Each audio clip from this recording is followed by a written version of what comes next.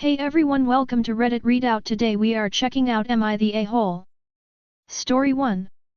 WIBTA for not going to my sister's engagement party and making her cry.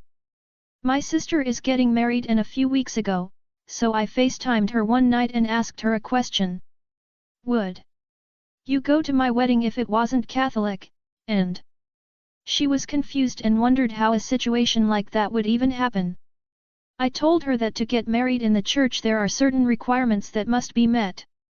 The priest will interview you and you are supposed to answer honestly, like are you open to new life, things like that. I am opposed to the church's stance on many things, so I would not be able to get married in the church. I told her that the church would not accept me for who I am. She denied that and claimed that actually, I am the one denying the church. She kept dodging the real question, so I asked her straight up once more and told her to cut the bullshit. Would you come to my wedding if it wasn't Catholic? And said, I would do what's best for your soul. I knew what that meant, so I said, but you're my sister. And she said you don't have to do anything just because you're someone's family. 2 weeks later, her engagement is coming up next weekend, but I got into a discussion with my family about finances and needing money. I was just asking for enough to cover rent until my next paycheck, and my mom started screaming at me, so I told her, how come there's always money for my sister? She gets a car, she gets a wedding, even though I'm the only person who was responsible enough to have picked a degree that was actually stable and pays well, I'm still in college. This causes my sister to get into the argument, and I ripped into her for getting a useless art degree and being 26 and hopping from internship to internship because her fucking shitty career wants to exploit interns instead of offering jobs. Eventually we both keep arguing until I get so distressed I go back to my room. As I pack my shit to go back to my apartment, I carry my guitar from my room to the living room and she said, "That's mine." I looked at the guitar and realized she gave it to me like 10 years ago and wants it back. So I asked her, can I have it? And she said, no. So I asked, do you plan to use it? And she said no. So I said okay, put down the guitar, and told her I'm not coming to her stupid engagement. I went back to my room to get my shit, and came downstairs, told her I was serious, and she starts crying asking why I always treat her like an emotional punching bag. I told her none of this mattered, I was only ever planning to go for our parents' sake, because she told me she wouldn't go to my wedding, so why should I go to hers? I pointed out to her what she said a few weeks ago, and how she even told me you don't have to do anything just because you're family. She immediately screams, that's now what I said. I didn't say that. But I noticed she never clarified what she actually said. Fine. I'll go to your wedding. I told her it doesn't matter anymore, because now you know your words have consequences. Story 2. Update AITA for kicking my son and his GF out.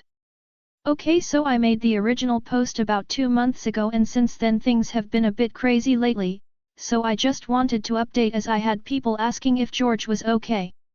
In my first post people suggested I give George some space and time to figure things out as a recently divorced father, but after he ran off around 2 months ago I ended up filing a missing persons report. I talked to George's workplace the day after I filed the report and they told me he had given his 2 weeks about a month ago. I then tried calling George again and he finally picked up. He told me he was okay but he had moved states and no longer wanted any contact with his children because it was all too much responsibility for him. I snapped at George and told him he couldn't just decide now he didn't want to be a father. Then George told me he never wanted kids in the first place and those kids don't look anything like me anyway. George then told me to F off and hung up the call. After that I informed the police department what had happened to let them know George wasn't in any danger and that we knew his whereabouts. After that happened I just cried because I couldn't believe I had raised such a selfish person. Susanna has filed for full custody and George, as far as I know, is refusing to pay child support and will probably end up in jail at some point.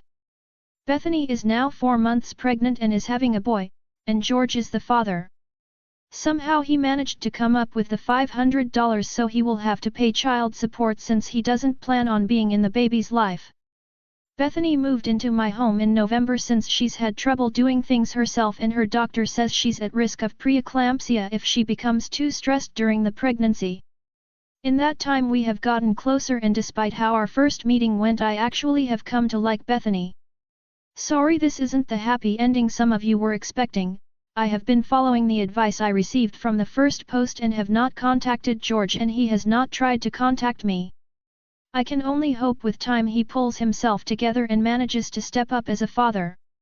Again thank you to everyone who gave helpful advice. I'm not sure if I will be updating further however. Story 3.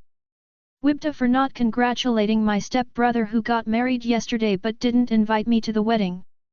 So my step-brother married yesterday and today I, am 25, got a message from my dad hinting that I should be congratulating them. But I really don't see why I should do that, especially how they have treated me and my brothers, aka the blood-related family of my dad. My dad married my new stepmom approximately 8 years ago when I was 17 years old, but they've been together since I was 15. Ever since I know them, my 3 new step-siblings, all older than me by a few years, have been very distant to me and my brothers. Some more, some less. They have been however always relatively friendly, albeit not even a little bit interested in building any sort of relationship. Like we were just necessary evil. Because what they did is build a great relationship with my dad. They spend a lot with him after I moved out and went to uni. They even went as far as spend Father's Day with him even though they still have their own dad, just not the best relationship with him. The step-brother that got married now even went as far as building a great relationship with my goddamn grandparents. My GF even theorized that they're only as close to my dad because he has a good chunk of more money than my stepmom and they do reap all of the financial benefits from that, like living in apartments that they renovated with my dad. My dad even told me that the house he owns would now have to be split between my brothers and them when he dies, so they're already in his testament. Meanwhile me and my brothers constantly got the cold shoulder basically. I may get that they did not have a father figure and sought out my father for that, but tbh. I also had a complicated relationship with my mom who died when I was 18 and I would not in the world have thought about treating my stepmom as anything more than a stepmom, especially since they were all already well in their 20s after my dad and her got together. For my dad this is basically perfect since he always wanted a perfect family but got divorced 2 times already and has 3 children from different women. This year now I found out that my step-brother is getting married only after my dad and my stepmom talked about the gift they are giving them.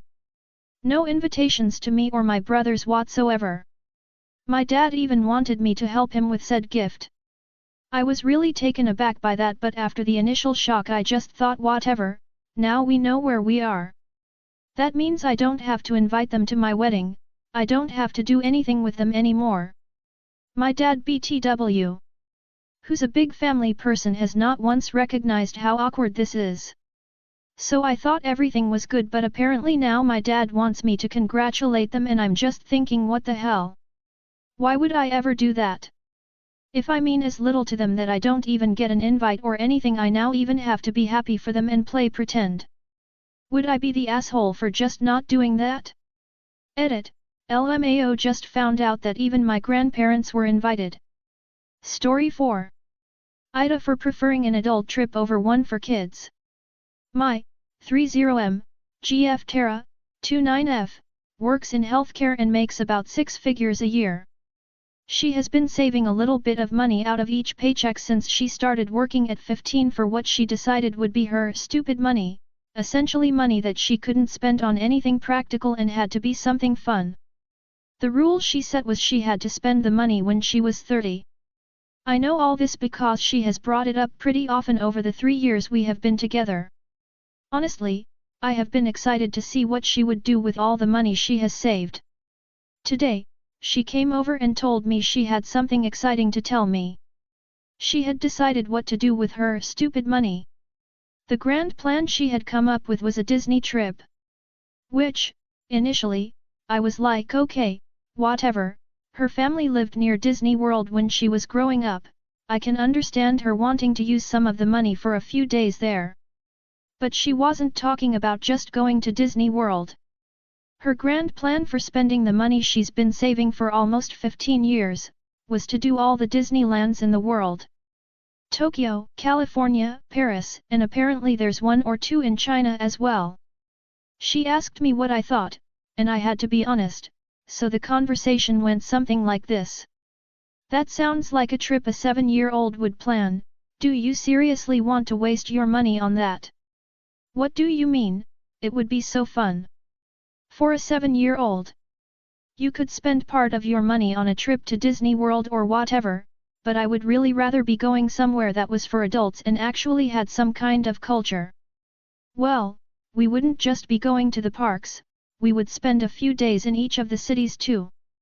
I then had to tell her how that made no sense. Take Tokyo for example, she was planning on spending 3 days in the Disney park and 4 days in Tokyo proper. One of the greatest cities in the world, and she wanted to waste almost half her time in an overpriced theme park? We argued back and forth for a while, and she ended up leaving. She called me a few hours ago to tell me that if I didn't want to go, she was going to take her sister as a HS graduation present, but that I was being in awe about the trip she had planned for us. I feel like she may be the offer trying to take back taking me on a trip, but I may be the offer being honest and telling her I thought her idea was kind of ridiculous for an adult. Story 5. AITA for telling my friend she was being a pick-me girl and embarrassing herself. I, 22F, am part of a friend group whose families spend Christmas at a ski resort. We all met there as kids/teenagers and became good friends over the years. Among us is my friend Amy, who has developed a terrible habit of mocking other girls who aren't very good at skiing. If it were just a passing comment here and there about how silly and impractical some gear can be, I wouldn't mind it, but she's incessant. Earlier today, when we were all together at APRI's ski, she started with her. Story 6.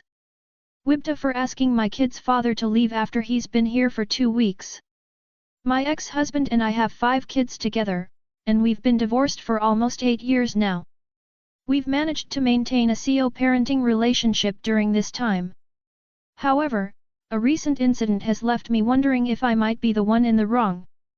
About 2 weeks ago, our 12-year-old daughter had a serious accident, resulting in a broken arm and leg. Naturally, her father came to the hospital with us when he heard the news. My daughter, understandably shaken, asked if her dad could spend the night with us for comfort and support during her recovery.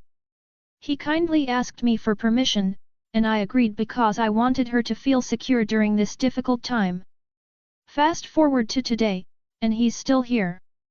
While I deeply appreciate his concern for our daughter and the support he's provided, I can't help but feel uncomfortable with his extended stay. I believe he might be overstaying his welcome, and it's starting to affect me emotionally. I'm also concerned that his extended stay is causing tension and confusion among our other kids. I'm worried that if I ask him to leave, it will upset not only our daughter but also our other kids. I don't want to create tension in our family or make our daughter's recovery any harder than it already is. WIBTA? That's all for today. Please don't forget to like and subscribe.